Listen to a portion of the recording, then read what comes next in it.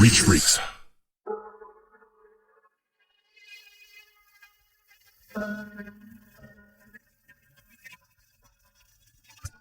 Hello everyone. There's no regular episode this week. Instead, we're making some changes to improve the show and secure our future for the long term in the podcasting space.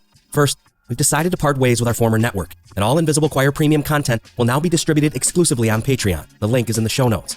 Instead of giving up creative liberties or risking the future of the show moving forward, I've started my own network called Reach Freaks. Invisible Choir will be a Reach Freaks production moving forward. Second, we're pleased to announce that Invisible Choir will be represented at CrimeCon in Orlando this year as a featured invited guest podcast. The event runs May 1st through the 3rd, and I'm so excited to meet some of you, our loyal fans. Go to crimecon.com and use promo code Invisible2020 today to save 10% on a standard attendance badge. I'll also be launching a special give-back campaign ahead of CrimeCon in April, benefiting the Trevor Project, which provides valuable resources to LGBTQ youth across the nation who may not otherwise have any place to go for help. As we work towards transitioning to a new hosting platform in the coming days, you may notice some episodes temporarily disappearing from the feed or moving out of order. That's completely normal, and we expect to have everything fixed and settled in after just a few days. In the meantime, I don't want to leave you hanging, so stay tuned for 2 free Felony Friday sample minisodes from our vast Invisible Choir premium back catalog, where for just $5 per month, you get access to exclusive bonus content, weekly mini episodes every single Friday, and other perks. It's less than $0.25 per day, so dig through those couch cushions and support your local independent podcast. Thank you all for your continued support, for adding and sharing us on social media, and for all of the positive reviews on Apple Podcast. Now, on with the show.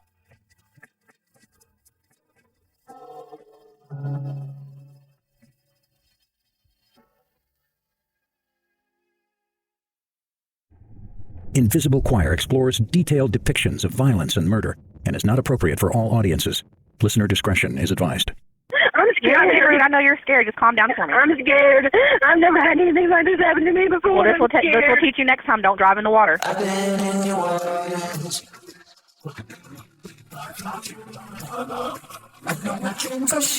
Welcome to another edition of Felony Friday. This week, we're going to change things up a bit. With a massive tropical storm heading directly towards Florida in the coming days, emergency services will be called to rescue hundreds, if not thousands, from their homes, from their cars, and inevitably some from drowning. But in an especially tragic case, we'll hear a desperate woman's panic and how the voice she heard on the other end of her call to 911 was anything but reassuring.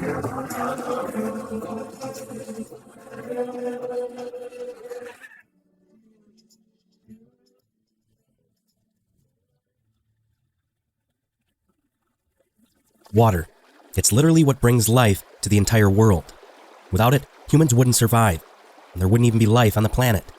But water not only brings life, it can just as easily bring about a terrifying death. 47-year-old Deborah Stevens of Fort Smith, Arkansas, was driving along her usual route near the 5800 block of Kincaid Avenue last Saturday morning on August 24, 2019. Just after 4:30 a.m., she was delivering newspapers for the Southwest Times-Record. The Fort Smith area had already received over 4 inches of rain that morning alone, causing flash floods all throughout the city of just over 88,000 residents near the Arkansas River. As she approached a junction in the road, she noticed floodwaters had risen dramatically and come over her usual path, so she turned around and attempted to cut between 2 apartment buildings and through their rear parking lot to reconnect with her route. While driving slowly through the lot, attempting to see where it reconnected with the road on the other side, all of a sudden, without warning, her Mazda CX-9 SUV was swept away in the rising floodwaters. Before she even knew what happened, the water levels were already over her door and pouring into her vehicle. Panic quickly set in as the water levels continued to rapidly rise around her as she remembered that she couldn't swim.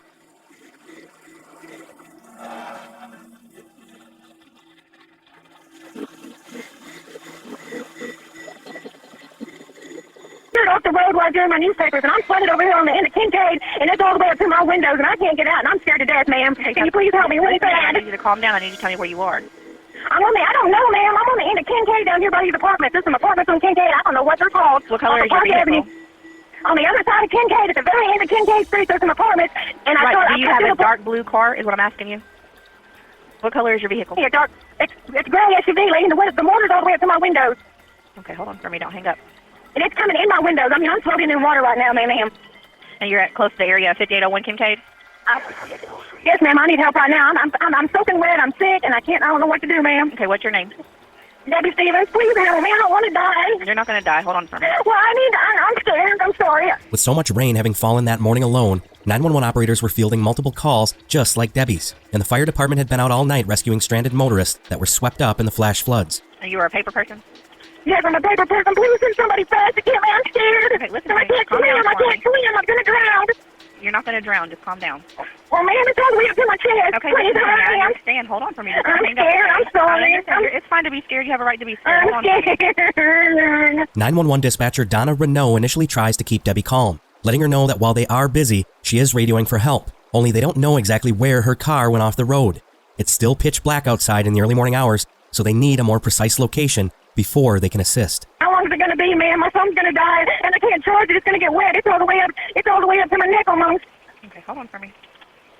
Hello? I'm listening to you, so I said hold on for me. Oh, God, please help me. Oh, please help me. I don't want to die. Miss Debbie, I need you to calm down and hold on, okay? Oh, I'm scared, ma'am. I'm sorry. I'm scared. I need the cops to come get me. I need somebody to help me. I'm Are scared. you the only one in the vehicle? Yes, I'm the only one in the vehicle with all my papers floating around me. Okay, listen to me. Make sure Yes, you're in ma'am. the area of 5801 Kincaid. I don't know what 5801 Kincaid is. I don't know. I just know there's 2 sets of apartments No, I over know, there. but she's not sure. Listen to me. I don't- Listen to me. If you're doing the paper, you got to know at least a little bit of where you are. I can do this paper route over here, ma'am. I was cutting through to go to my paper route because I couldn't get down So 60 tell me what Street. you see then. What do you see? There's some apartments because all I see is some apartments. I don't know the names of any of these apartments over What here. 'Cause does the apartment complex look like? I can't see them, but, man, there's 2 sets of apartment complexes, one on the right and one on the left. And I'm in the back side of them back here in a bunch of grass. Looks like a bunch of trees. Okay, I'm going to send somebody out there to you, okay? What? It's getting up to me. I'm scared. The water levels continue to rise at a rapid pace as the heavy rains pour down in the early morning darkness, causing even more confusion for responding police and fire services. Debbie's frantic concerns soon turn grave as the water begins submerging her vehicle, slowly rising up her windows, rapidly diminishing any chance of her safe escape.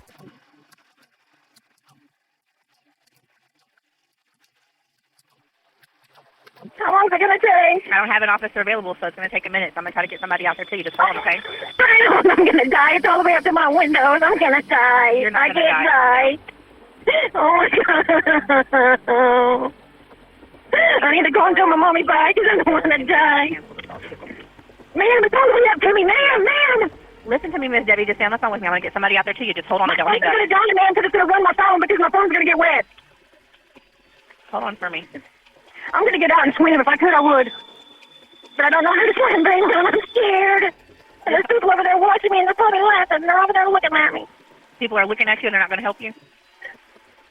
2 sets of cars over there, and they're just all looking at me like I'm stupid. I couldn't help it. I love it. They just started pulling me down the road. Okay, hold on for me. Renault begins to show the first signs of annoyance with Debbie and her frantic screams for help, reiterating to her that she is not going to die, that she just needs to hold on and be patient until the next available fire rescue unit is available. But Debbie's time is quickly running out, and only she seems to understand the gravity of the scenario unfolding around her. Man, they're going to let me die. I'm not going to let you die. Why Oh, man, I don't want to die. I'm sorry, but I don't want to die today. You're not going to die. My SUV is ruined. Oh, my gosh. Somebody help me.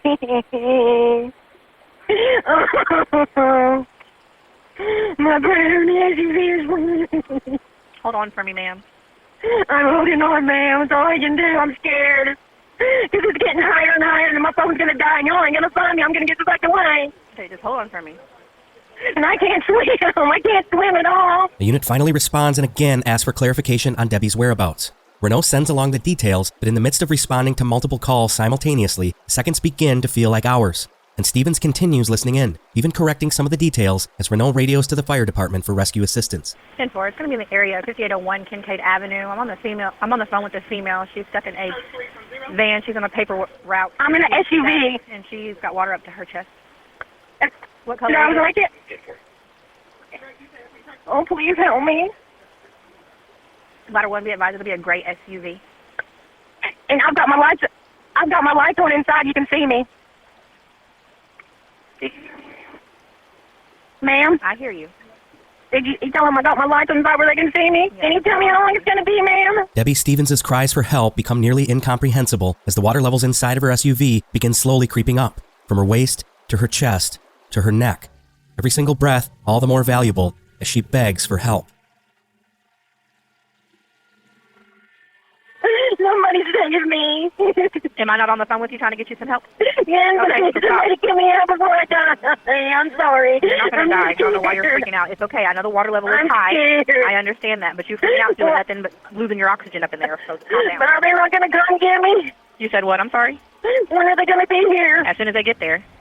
Or how long is that going to be before I die? Yeah, I know. By this point, Stevens and Renault have been speaking on the phone for nearly 10 minutes. Stevens frantically calling out for help, and Renault, by the sounds of it, growing more and more impatient and confrontational with the desperate woman crying out on the other end. Man, my phone's gonna die, and they're not gonna find me, and it's gonna ruin my brand new phone. Do you really care about your brand new phone? I mean, you're there crying for your life. Who cares about your phone? I need to get down. I need to throw up. I need to throw up right now. Well, then you're in water. You can throw up. It's not going to matter. If you got to throw up on yourself, they'll still help you. No, my car's just gonna catch on fire. How if it's underwater? It's turned on. I can't turn it off. Your car's not going to catch fire in water. Oh, it's making an awful funny noise and smoking. Oh my God, man! It's all the way up past my door. Just stay on the phone with me. I'm going to get somebody there to you. They should be there.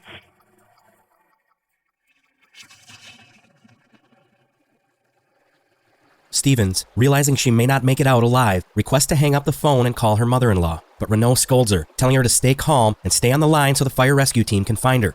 She continues repeating the only known details of Stevens' last known location, but responding officers aren't able to see her vehicle anywhere. It's then that Stevens turns to prayer. I'm sorry. Can you pray? Will you pray with me? Hear me. Hello? I'm here. I can still hear everything you're saying to me. Will you pray with me, please? You go ahead and start off the prayer, and I'll listen to you. I sure will. Dear Lord, please just help me. Get me out of this water safely, dear Father. Why did this have to happen to me, Father? Just be with me and protect me and help me, dear Father, please. Dear Father, help me. My vehicle is ruined. Yeah, but it's better that your vehicle is ruined than you being swept away and nobody knows where you are. So just stay on the phone I'm with going me, to okay? be swept away because my mom No, you're not. You have nowhere to be swept away to besides the street that you're on, so just calm down, okay? Well, I'm at the end of the street, but man... Well, I know. I'm looking at it right now, and at the end of the street is some bushes, so you'll be just fine.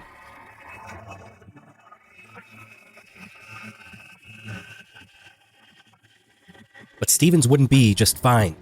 Renault's seemingly rude attitude turns completely uncaring at times, as this 47-year-old woman is swept away into a nearby creek, her SUV eventually coming to rest upon some trees. Calm down for me. I'm scared. I've never had anything like this happen to me before. Well, this will teach you next time. Don't drive in the water. Couldn't see it, ma'am. I'm sorry, or I wouldn't have. I don't see how you didn't see it. You had to go right over it, so... No, ma'am. I was in a drive. I was in a parking lot. There was no water where I was at. Okay. Fast enough. The water just didn't appear. I didn't see it fast enough. My headlight went out and I couldn't see it. Okay. It's okay. We'll get you help and get you out of there. Just hold on, okay? Okay, ma'am. I appreciate it. Thank you very much. You're welcome. They don't call them flash floods for nothing. Water levels can rise so unpredictably fast that people often find themselves trapped before they even see the water coming. And that's exactly what happened to Stevens. But Renault continues to move from general annoyance to outright mocking the woman facing certain death. Her attitude is absolutely shocking, coming from someone sitting inside of a warm, well-lit office space, talking to someone else whose vehicle is now nearly entirely submerged in the thrashing waters. And you're not the only one that's been stuck in the water. We've had some 80-year-olds I that's been understand stuck that. too, so This calm is down. scary. It's scary. Because I can't swim.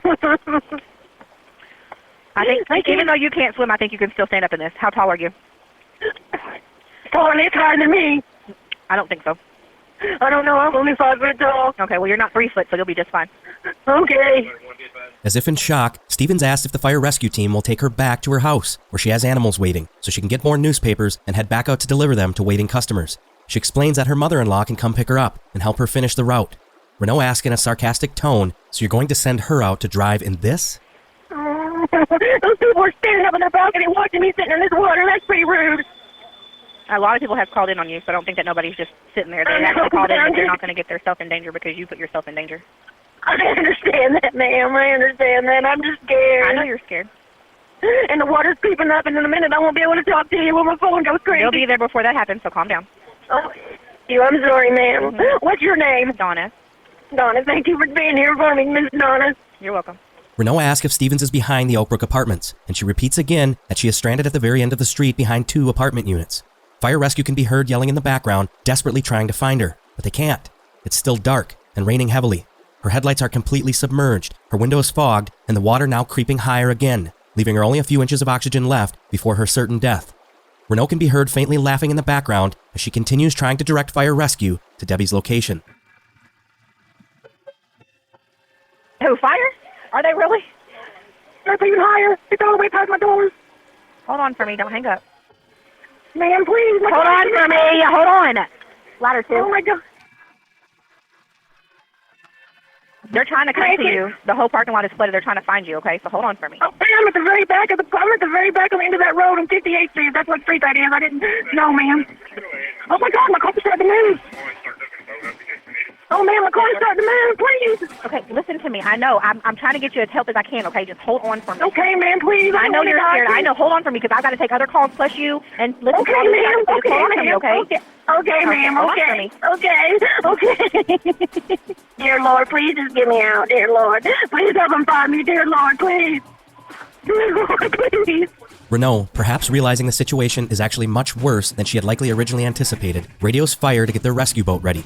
It turns out the tiny creek behind the apartments has turned into a full-blown raging river, the most dangerous of flash floods. It isn't something anyone is going to just stand up in and walk to safety. In her last few precious seconds, Debbie cries out in prayer as her car is thrust deeper into the current. Water is now rapidly filling the last few empty spaces inside of her vehicle as she frantically screams, realizing that this is the end. Now, I want to give another trigger warning here for our listeners, because you're about to hear Deborah Stevens' last moments alive and the sheer terror in her voice as she is drowned alive, crying out for the Lord to save her. If you don't want to hear this part, skip ahead 35 seconds now. Okay, I know. Listen to me. They are in the area. They are trying to find you. They cannot find you right now. I'm trying to ping where you are, so do not hang up, because this 911 call is helping me ping your location, so don't hang up on me. Okay, where are you moving to? Tell me where it's going.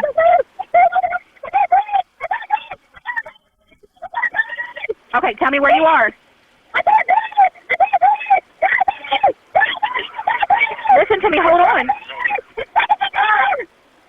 I'm on the phone with her right now. She is legit freaking out. She said the vehicle is now moving in the water, and she doesn't know which way it's going, so stand by. Okay, is the water up to your neck?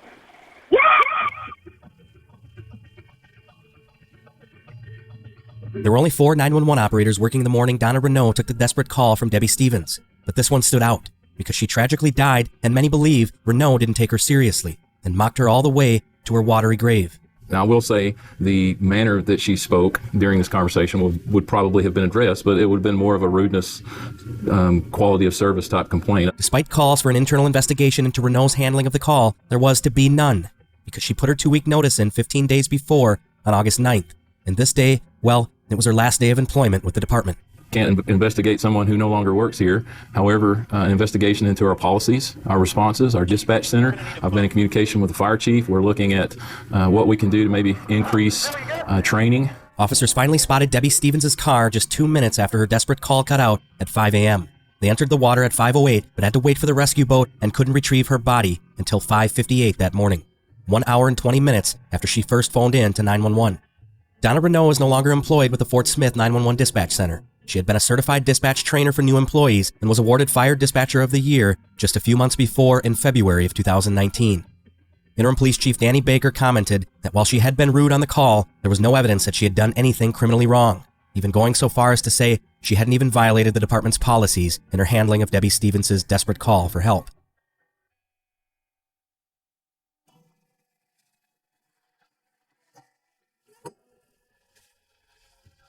Debbie is remembered as an incredibly kind, servant-driven woman who was an exceptionally dedicated hard worker, who would deliver her newspapers regardless of the weather conditions to ensure her customers received it on time, every time. She served as a preschool ministry teacher at a local Baptist church and was a dedicated community servant. The children often referred to her as Renault did on the phone call, simply as Miss Debbie. As evidenced by her concern and dedication from the desperate confines inside of the car, even as it was filling with water, one can only wonder why. Why the 911 operator couldn't show Debbie Stevens the same level of dedication that she showed the world every single day.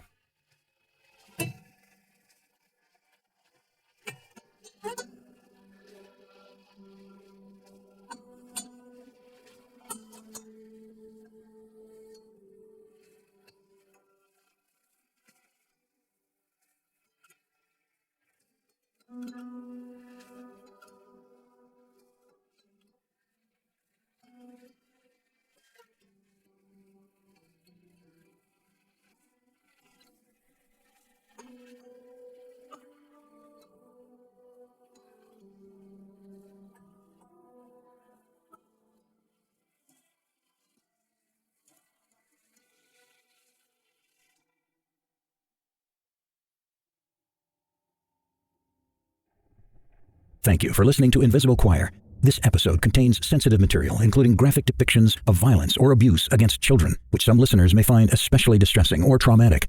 Listener discretion is advised. My cousin was babysitting my kids and left my kids dead in my house. Ain't no telling how long they've been in this house. I've been in your words.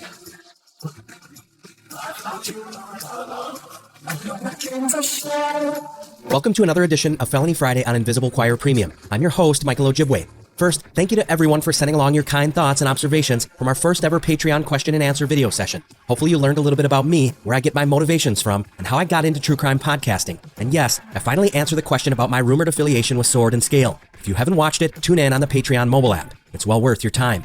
This week, we're going headlong back into an excruciatingly difficult case, one involving multiple children, this time out of Atlanta, Georgia. If you are at all sensitive to these types of cases, I encourage you to pause now and exit this episode. For everyone else, prepare yourselves for Unmotherly Love, Part 2.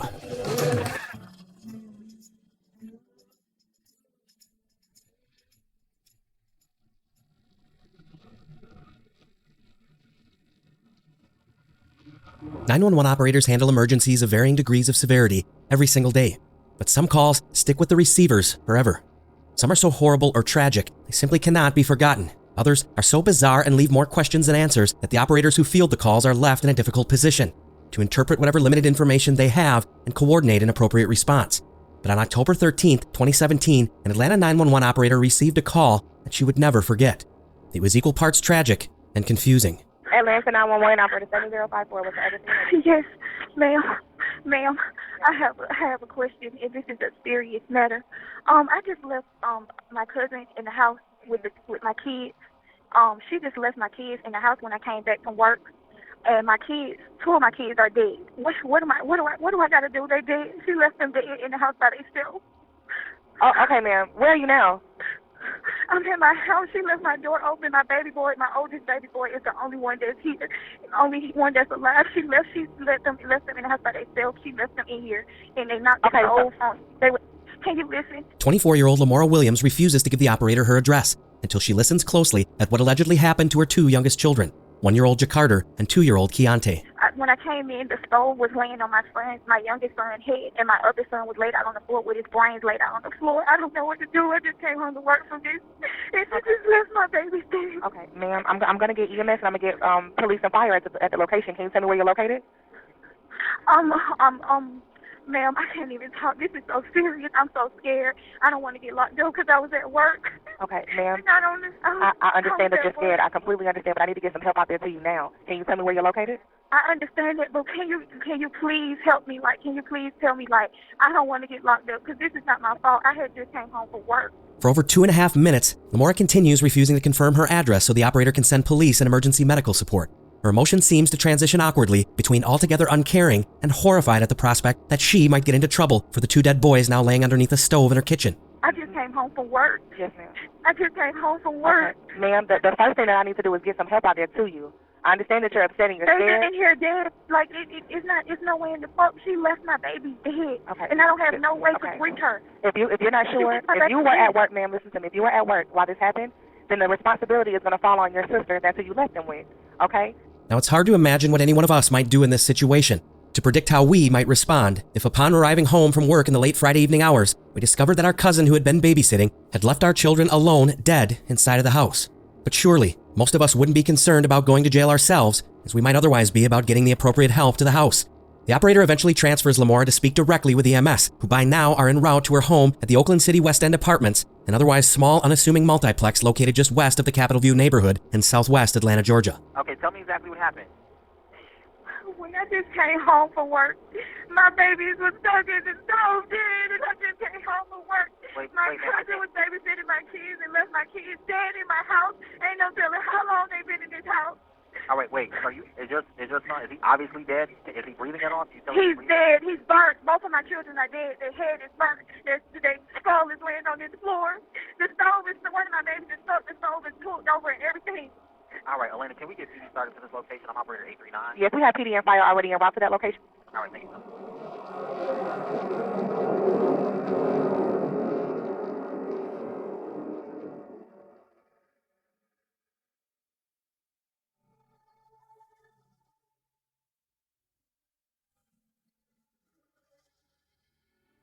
that what first seemed a tragic case of a broken-hearted mother whose 2 young children were somehow killed and possibly crushed by a stove quickly evolved.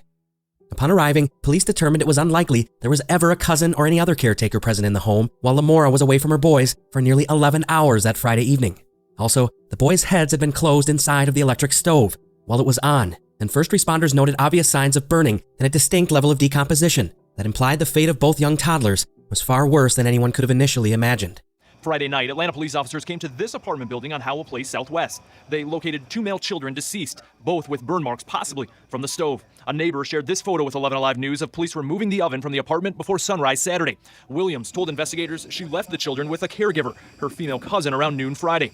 More than 11 hours passed before she returned to find her babies dead and no cousin in sight. APD investigators, though, at this time do not believe the children's mother left them with a caregiver.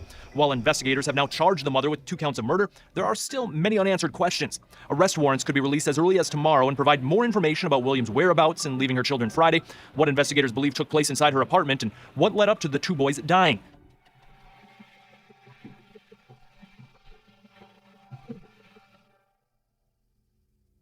The arrest warrant was quickly made public, and the allegations against the young mother were horrifying. The warrant detailed the belief that Lamora had intentionally placed her 1- and 2-year-old sons inside of the oven sometime between 12 a.m. Thursday morning and 11 p.m. Friday evening before turning it on. The extent of the burns and their injuries potentially indicative of a much longer period inside of the electrical oven. The initial reports all pointed to the disgusting possibility that Lamora had cooked her 2 sons to death while they were still alive, but that couldn't be confirmed yet as the results of the boys' autopsies hadn't yet been released. The warrant also revealed that there was no job for Lamora to report to as she had claimed on the 911 call because she had recently quit due to her inability to secure a babysitter for the children. The warrant also detailed that Lamora, instead of calling 911 upon allegedly first discovering her dead children in the apartment, first made 2 other phone calls. One to a close friend, Nisa Smith, who claimed that Lamora phoned her that Friday evening explaining, quote, "I couldn't do it no more," before telling her that her 2 youngest children were now dead. Nisa told her to call the police right away, but she didn't. She decided instead to FaceTime video chat the 2 children's father, Jamil Penn, who alerted police that she showed him via the phone's camera his 2 dead sons lying on the floor. I just received a call from my child's mother that 2 of my youngest 2 dead babies, my sons, are dead in an apartment. Okay, there's a lot of background noise there. What in an apartment, sir? I just received a call that 2 of my kids are dead inside of an apartment. Okay, did she call 911? What's the address? No, she didn't call 911. She called me and she video called me and showed me this, and I seen it. What's the address? And I really think they are really dead. What's your name, sir? My name is Jamil Penn. Okay. I want to know if they actually dead. Please give me a call. Please give me a call back as soon as possible. Okay, we'll get a unit out there to check it out, okay? All right. All right.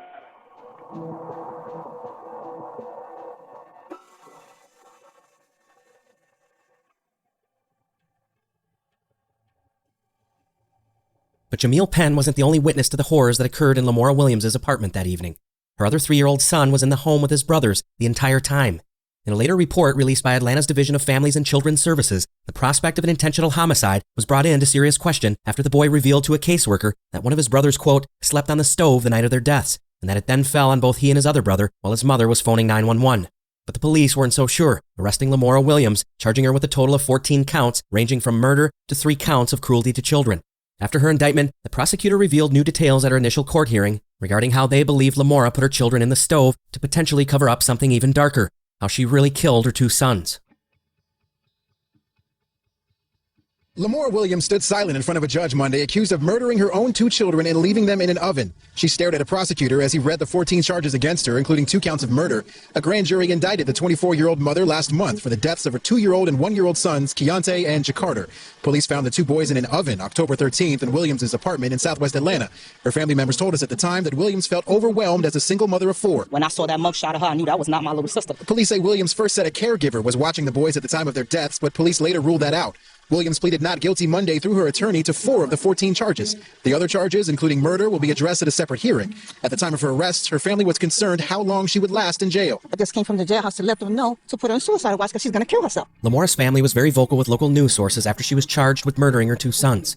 Her mother and sister explained in great detail how they tried on multiple occasions to get her mental health support through the state while growing up, both believing she suffered from a, quote, undiagnosed mental illness since birth.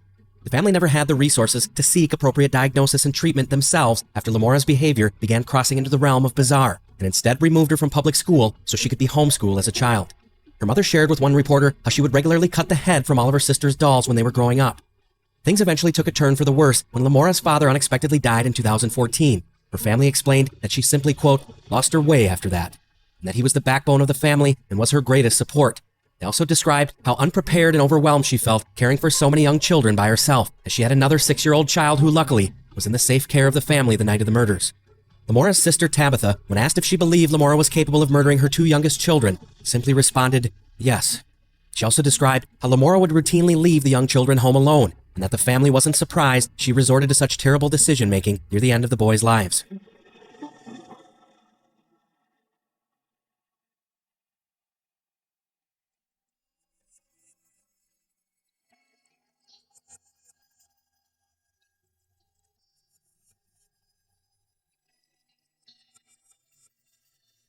No additional information has been made public regarding Lamora Williams since she pleaded not guilty to all 14 charges on May 30th, 2018.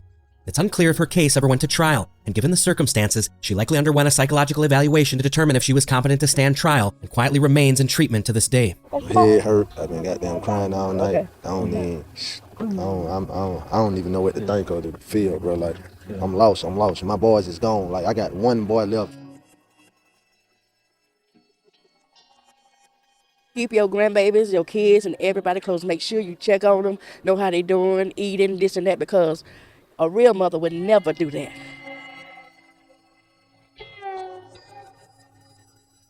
At the funeral, each little boy's bright white casket was carried by its own 2-horse carriage, each one covered in vibrant, colorful paintings of each boy's favorite superhero, cartoons, and family photos.